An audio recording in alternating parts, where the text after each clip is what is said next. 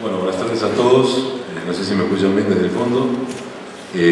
Obviamente es interesantísima una reunión como esta, por eso quiero agradecer a las autoridades de la universidad que me han tenido en cuenta, a los ideólogos de todo esto, que es la Federación Universitaria.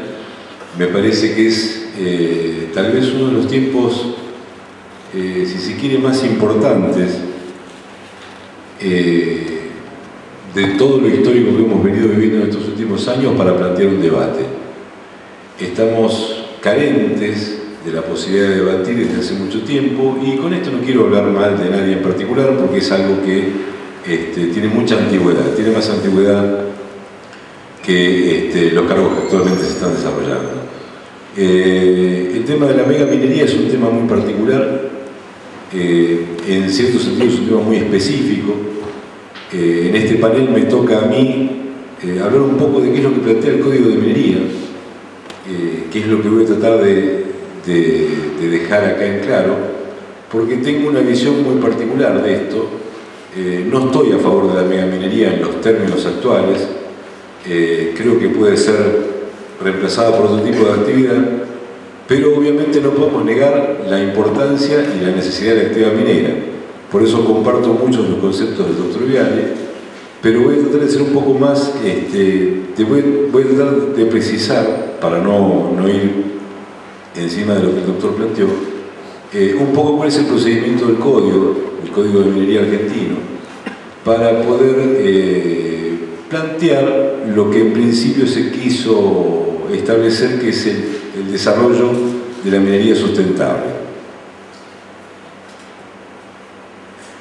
En realidad nosotros tenemos que pensar básicamente a partir de la reforma del 94 de la Constitución, una reforma que todos sabemos que desgraciadamente no tenía como interés principal o interés fundamental la protección de los derechos de las personas completamente. Estuvo histórico-políticamente dirigida a una cuestión muy singular. Sin embargo, con la incorporación del artículo 41, el actual artículo 41 de la Constitución, nace el derecho en nuestro país a vivir en un ambiente sano, cosa que otras legislaciones de distintos países, incluso algunos países vecinos, ya habían adoptado. Esto obviamente obligó un poco a que la actividad minera se pusiera tal vez a la vanguardia o por sus características propias, o demostrara la necesidad de tener un marco de protección ambiental para el desarrollo de su actividad. De esta forma se sanciona la Ley 24.585, que se incorpora en un principio como un apéndice del Código de Minería. Creo yo, y en esto me parece que nadie va a disentir conmigo, que la 24.585 es una ley totalmente modificable, es una ley que tiene muchísimas carencias, es una ley que tiene muchísimos errores, es una ley orientada a un tipo particular de actividad, pero también es cierto que está. Y también es cierto que tenemos que conocer por lo menos lo poco, lo escaso que nos brinda para poder llevarlo a la práctica. La idea básica de mi charla es que si nosotros pudiéramos llevar a la práctica lo que el Código de Minería establece, con todos sus inconvenientes, la situación minera ambiental del país sería totalmente distinta. En términos generales, nosotros sabemos que el Código de Minería es un código de fondo, es un código de forma, es decir, no solamente nos establece los derechos, sino también los procedimientos para adquirirlos, que tiene vigencia en todo el país, y que obviamente los recursos sobre los cuales se explota, a partir también de la sanción del artículo 124 de la Constitución Nacional, la reforma del 94, los recursos naturales pertenecen a las provincias. Desde antiguo, la provincia ejerce el poder de policía minero y también obviamente el poder de policía ambiental. ¿Qué plantea el Código de Minería? El Código de Minería es tal vez excesivamente sencillo, pero esa sencillez que por ahí le brinda o le otorga más de alguna falencia jurídica, nos da la ventaja de poder comprenderlo. El Código nos brinda dos instrumentos de gestión ambiental, para hablar en términos generales. Hablamos primero, como decía el doctor Viale, del informe de impacto ambiental y no de la evaluación. Sin perjuicio de eso, está totalmente establecido que, y obviamente volviendo a sostener que esto es totalmente modificable, sería cuestión de hacer el planteo a nivel nacional o de lograr que los distintos bloques de la Cámara de Diputados de la Nación lo pongan como tema prioritario para poder desarrollar la tan mentada reforma del Código que está hace mucho tiempo detenida. Pero el Código, con toda su escasez, al obligar al productor minero a presentar un informe de impacto ambiental, lo obliga concretamente a especificar y a detallar qué tipo de actividad va a realizar, con qué maquinaria la va a realizar, de qué forma va a desarrollar esa actividad, en qué periodo de tiempo, y además de, como citaba el doctor recién, la cantidad de material que se va a extraer, la cantidad de material que se va a obtener, la forma del yacimiento, y obviamente también informar cuestiones vinculadas con el medio ambiente del lugar concreto de la explotación. Pero también le pide al productor minero, y en esto podemos ya entrar en cuestiones que si bien podrían ser cambiables o aplicando algunos principios de la Ley General del Ambiente, que no se aplican, le pide al productor minero que también describa la forma en la que ese impacto ambiental que se va a generar a partir de que es una actividad netamente extractiva, de qué manera él va a solucionar el impacto o va a remediar en un máximo posible esa problemática que genera con toda su actividad. Esto, que también por mi parte es criticable, tiene sustento en la teoría del desarrollo sustentable, es decir, nosotros no es que no podamos explotar, tenemos que explotar teniendo en cuenta que las generaciones que vienen detrás nuestro tienen el mismo derecho que nosotros, que el recurso lo heredamos y lo transmitimos, no lo agotamos, pero que en términos generales, y esto también me parece que debería ser producto de una discusión nacional, en términos generales el desarrollo sustentable permite la actividad. Concretamente, con la incorporación posterior de este apéndice al texto concreto del Código de Minería, a partir del artículo 233 y en especial del 262, este tipo de medidas deberían ser conocidas por la gente, porque si bien escasas, son formas que tenemos para poder exigir al menos el conocimiento, y en forma general, no por parte de especialistas que podemos conocer cómo, el conocimiento de cada situación minera en particular. El informe de impacto ambiental es público, el informe de impacto ambiental no puede negarse, y obviamente consiste, y esto merece realmente hacer un momento para hacer hincapié, está considerado una declaración jurada por parte del productor minero. En términos generales, para no entrar en detalles jurídicamente muy profundos, podemos decir que una declaración jurada en este caso es la base de reprochabilidad que el Estado va a tener si el minero no cumple con lo que establece en el informe de impacto ambiental. Este informe de impacto ambiental es a la vez renovable cada 2 años. El Código, de un error, en uno de esos tantos errores de técnica legislativa que tienen nuestras leyes, habla de que es reformable o en forma bianual, con lo que querría decir 2 veces por año, pero se ha entendido, la doctrina ha entendido, y no lo discute la justicia tampoco, de que se trata de cada 2 años, no 2 veces por año, sino cada 2 años. ¿Esto qué quiere decir? También tenemos la posibilidad incluso de, ante hechos nuevos, implementar reformas que tienen que ser obviamente evaluadas y consideradas por la autoridad ambiental.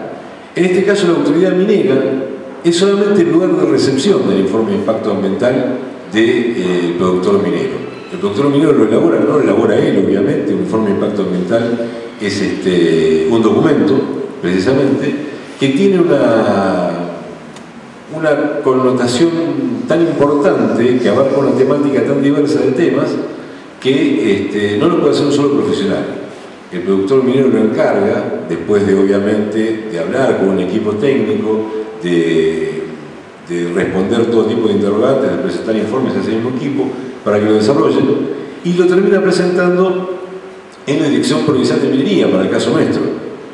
La Dirección Provincial de Minería automáticamente lo eleva a la autoridad ambiental. Y es la autoridad ambiental, y en esto la criticable 24.585, desde mi punto de vista, tiene algunas particularidades interesantes, porque se amolda o se adapta a las necesidades y a la estructura administrativa de cada provincia para que, según cómo esté estructurado los sistemas de organismos, el informe de impacto ambiental pueda llegar sin ningún tipo de inconvenientes a la autoridad ambiental, que es la que lo va a evaluar. ¿Por qué? Porque la actividad ambiental va a ser la que tiene el conocimiento sobre los problemas que puede generar este informe y cómo solucionarlo. Cuando ellos ven, por ejemplo, que hay algo que no es correcto, tienen la posibilidad de llamar al productor minero e indicarle concretamente qué es lo que está mal para corregirlo.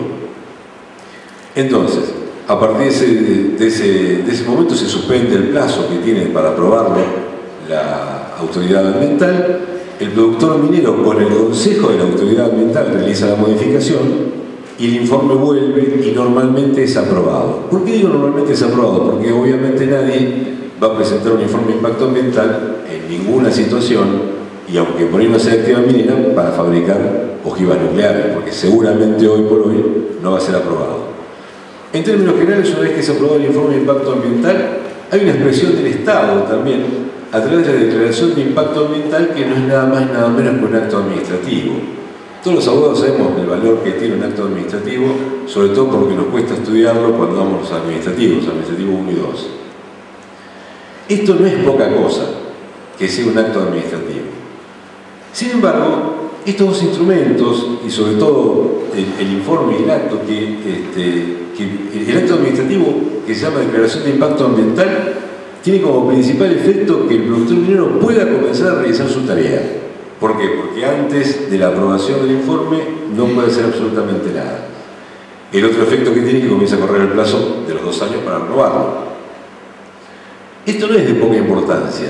Estos son dos instrumentos con los cuales la gente cuenta. Entonces, vuelvo a repetir, ojo, mi postura no es defender los instrumentos, sino dar a conocer que tenemos formas de averiguar lo que realmente está ocurriendo y de que no es una actividad, por lo menos legalmente, dejada al abandono. Podemos hablar después, y vamos a hablar seguramente de las organizaciones vinculadas con este tratamiento ambiental. Estos dos instrumentos están a disposición de cualquiera para que se puedan conocer y tienen una importancia muy grande, porque estamos hablando en principio de una declaración jurada y después de un acto administrativo. ¿Qué ocurre en el medio de toda esta actividad? Nuestras direcciones provinciales, si hablamos de las del país, gracias a Dios en la provincia de Buenos Aires no tenemos emprendimientos mineros tan grandes que nos puedan tener problemas, pero en las provincias cercanas o linderas con la provincia de los Andes existen un montón de dificultades, donde podemos decir que esto que nos brinda el Código de Minería, a pesar de todos sus inconvenientes, se hace prácticamente imposible de cumplir. En primer lugar, habría que ver la policía minera, la policía ambiental, en manos de las provincias, nos está generando una serie de inconvenientes muy grandes. Las provincias, a pesar de que ganan mucho dinero con la actividad minera, no se caracterizan por tener o por desarrollar organismos, podemos decirle, ávidos, ligeros, aceitados, que puedan estar en el lugar constantemente. Nosotros no somos un país vinculado con el control. Después de la terrible década del 90, con la privatización de todas nuestras empresas públicas, hemos visto, con la creación de distintos entes de control, que todos los controles de nuestro país se hacen ex post, es decir, después de que ocurren los hechos. Los ejemplos son los controles sobre la distribución eléctrica. Cuando llega el Ente Nacional de Electricidad, llega después de que un barrio hace 2, 3, 10 o un día que está sin energía eléctrica. Lo mismo ocurre con el transporte, lo mismo ocurre con un montón de organismos que controlan. El control debería ser ex ante. ¿Qué quiere decir esto? Que antes de que ocurriera el desastre, antes de que ocurriera el problema, la autoridad, el organismo regulador, tendría que estar para controlar y para poder cerciorarse de que algún evento dañoso no se produzca. Pero esto obviamente no es la base de nuestros organismos de control, es todo lo contrario. Podemos decir entonces que ante la implementación, o mejor dicho, si pudiéramos nosotros llevar a la práctica lo que escasamente nos brinda el Código de Minería, que podría ser mucho mejor, podríamos tener concretamente un informe real de lo que cada productor minero está haciendo, sin importar el tamaño del emprendimiento, sin importar si hablamos de minería común o de megaminería. A partir de esa información, lo lógico sería que, como es una declaración jurada, se cumpla sin ningún tipo de inconveniente, que se cumpla tal cual el texto del informe lo establece. Para eso tendríamos que tener una actividad de control sobre la producción de minería, para que pudiera cerciorar o pudiera realmente darle la seguridad a la gente de que el productor minero está controlado. Eso obviamente no ocurre y comenzamos a ponernos nerviosos con toda la razón del mundo a partir de que ciertos índices nos indican, por ahí con cierto grado de certeza, por ahí no, pero nos indican el aumento de ciertas problemáticas vinculadas con la salud, la contaminación, el aire, con un montón de cosas más. ¿Cuál es la idea de todo esto? Me parece a mí. Con el transcurso del tiempo, a pesar de lo que el Código plantea, las autoridades provinciales han ido perdiendo confiabilidad entre sus habitantes. Si hacemos una revisión, vamos a ver que muchos de aquellos que están en cercanías a la cordillera de los Andes tienen intereses reales, no sospechados, sino reales, con empresas mineras transnacionales. Y además, como esto hace manejar una cantidad de dinero que desgraciadamente tampoco se reparte como debería, se nota en muchos lugares una tendencia por parte de los gobiernos provinciales a no ver lo que es prácticamente imposible de tapar. ¿Cuál sería la solución en principio? Yo creo que lo lógico no sería por ahí plantear una alternativa, sino que esto realmente se cumpla y que nosotros de buena vez, alguna vez, podamos elegir gobiernos confiables y elegir gobiernos que nos representen. En realidad, después de pensar mucho tiempo cómo hacer para modificar este tipo de cosas, la única idea que yo tuve fue la de lograr una autoridad nacional que lo controle, lo cual no es nada fácil. No es nada fácil, ¿por qué? Porque para que controle una actividad provincial y pueda desplazar en algún sentido el control provincial, tendríamos que hablar del peligro de un daño que sea interjurisdiccional. ¿Y cómo es esto? Los daños ambientales, esto no es tan difícil de demostrar, es políticamente difícil de conseguir. Los daños ambientales pueden traspasar las fronteras de las provincias y pueden generar conflictos que afecten a más de una jurisdicción. Esa puede ser una de las bases para plantear el establecimiento de una autoridad nacional. El otro tema, y el más importante aún, es quién la compone. ¿Por qué? Porque cuando hablamos del desarrollo de una actividad nacional como algo confiable, tenemos también que lograr que esté compuesta por gente que realmente no nos genere dudas. Y desgraciadamente en nuestro país, durante mucho tiempo, lo único que estamos produciendo y conociendo es gente que nos genera dudas. Y esto sin distinción de partidos políticos, sin distinción de épocas o de procesos históricos o de mandatos constitucionales. En realidad el tema no es un tema fácil, es un tema que nos obliga a discernir entre qué es lo útil y qué es lo dañoso. Y también en cierta medida a no establecer, me parece, presupuestos inamovibles, porque la actividad minera es totalmente necesaria y eso no lo podemos discutir, pero la protección del ambiente también. Y aún escasamente, el Código de Minería nos da la posibilidad de hacer un control. El tema es que desgraciadamente el control es muy difícil de realizar con los elementos con los cuales las provincias cuentan, con los sueldos de los funcionarios encargados del control y con la poca conciencia que hay en la gente, porque nosotros también nos caracterizamos por eso.